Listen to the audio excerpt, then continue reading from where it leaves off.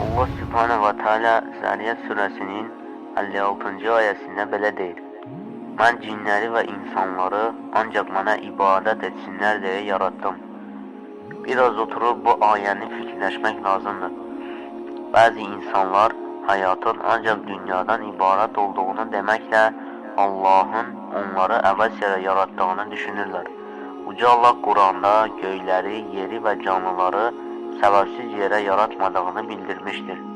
Allah Azze ve Celle Əl-Müminin surəsi 115-ci ayədə belə buyurur: Yoxsa elə hesab edirdiniz ki, sizi əvəz yerə yaratmışıq və siz heç vaxt bizə qaytarılmayacaqsınız.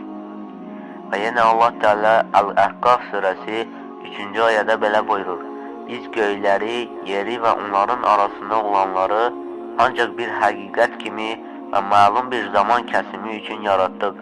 Kafirlər isə xəbərdar edildikləri şeylərdən yüz döndərdilər.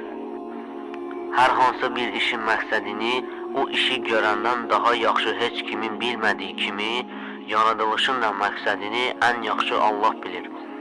Uca Rəbbimiz bu məqsədlərdən bəzilərini açıqlayaraq, Quran-ı Kərimdə göyləri və yeri, ölümü və həyatı sınaq məqsədi ilə yaratdığını, onun əmrlərinə tabi olanları mükafatlandıracağı, inkar edənləri isə cəzalandıracağını bildirmişdir.